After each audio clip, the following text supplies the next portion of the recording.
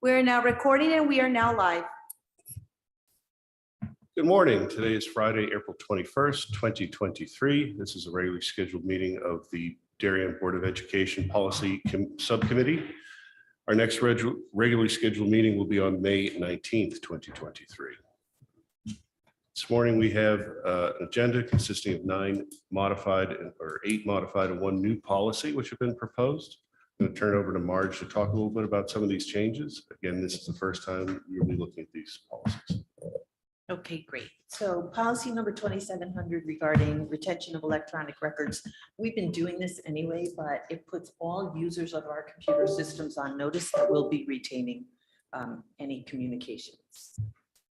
Policy 3125 purchasing is revised to reflect the procurement of property and services under a federal award. The yellow highlighted language is the new required language about consulting with the town. And that's why I highlighted it, because that's really one of the few new things in the policy. And then when we last considered this policy, Mr. Brown actually asked if we should include the requirements of CFR 200.317, et cetera. And Shipman and Goodwin has now done that in the appendix. The school activity fund policy 3150 is a very technical change. It adds and or to the list of requirements. Non-discrimination. Our old policy was out of date and again used terms like affirmative action, which have a legal meaning in a way that doesn't line up with that legal meaning. So this is Shipman and Goodwin's model policy. 4118. The policy regarding prohibition of sex discrimination and sexual harassment, it now lines up with the same policy in both, in the student section. So it includes veterans, not the requirement not to discriminate against groups such as veterans, gender identity, sexual orientation. It also adds forms and timelines at the end. The policy 4025, the reports of suspected abuse or neglect, it includes licensed behavior therapists as mandated reporters. There have been many new requirements as far as training, electronic filing, distribution requirements, et cetera. Those are all now included in the policy. 4050, reports of suspected abuse or neglect of adults. This is stylistic, but the legal references have also been updated. Policy 4075, alcohol, tobacco, and drug-free workplace. It bans the use of palliative marijuana on school property, and it now updates the definition of vapor products, which are also banned. And finally, policy 4450, section 504 of the Rehabilitation Act of 1973. I know we always say that Shipman and Goodwin says that we don't need policies when there's a law, but we are required to notify people how and where they can file complaints under that act. Thank you very much, Marge. Appreciate that explanation. Anyone have any comments or questions on any materials that are here today? I don't. All right, so I guess I would suggest we take these and send them up to the full board for review unless there's objection or support. Seems to be unanimous with the members present. With all members. All good. Thank you very much. All right, so we'll go ahead and we'll move these up to the full board for the next meeting and we'll reach out to have that scheduled as appropriate. Any other business for this meeting? I just have a quick question about the instructional policy that we discussed at our last meeting. Correct. Where do we stand with that and what's going on with that?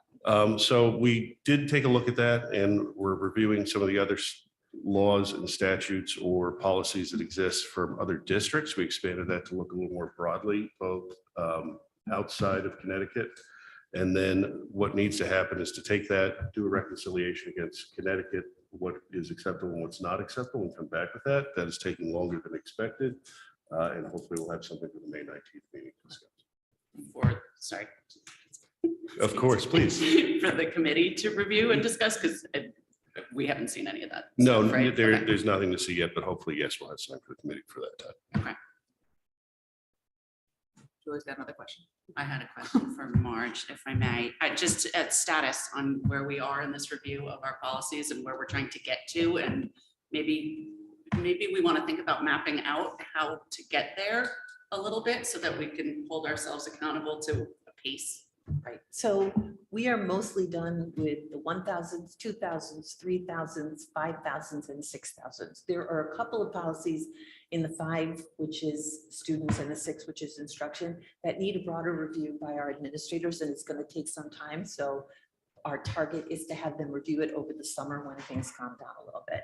So we need to work our way through personnel, which shouldn't be very controversial because most of those policies are just legally mandated. And then the 9,000, which are the board.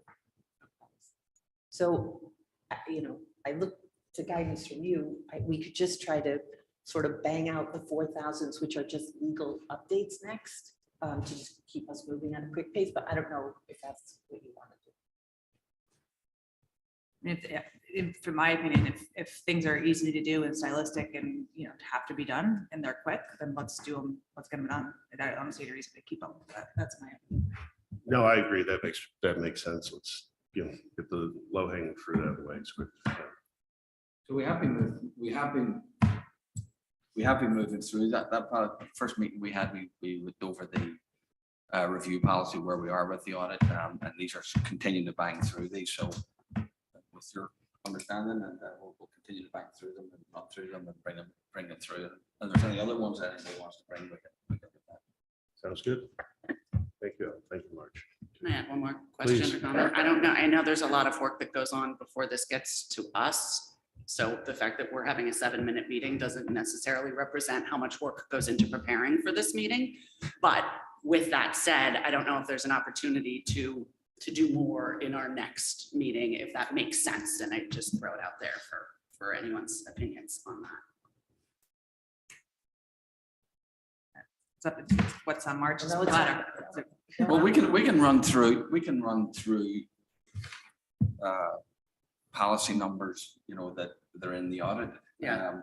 With the scope that we can sometimes turn around through the attorneys and so on and so forth. So it'll be probably limited by that. If the board doesn't want to take on other ones or discuss other ones, it'll just be limited by that.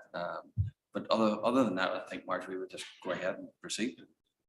No, I think when we get to the 9,000, we'll see a little different cadence and involvement. I don't think those will be 7-minute meetings. So it's nice when we can get these in, but I think it depends on the subject matter. And, as Marge mentioned, some of this is fairly dry and it's updating legal language. So there's just not going to be very much input. But it is good that we have the opportunity to review it and discuss if there are any questions. And hopefully everyone can take a read of the full board and everyone here. And if there are any issues, we can present those, but hopefully we can resolve these quickly. Awesome. And with that, is there any public comment? Anyone present in the room have any public comment? I see none, and I will turn it over to online momentarily. Thank you. If anyone online would like to participate in public comment, please use the raised hand option. There are no raised hands. With that, I would entertain a motion to adjourn. So move Sarah Parent, second Julie Best.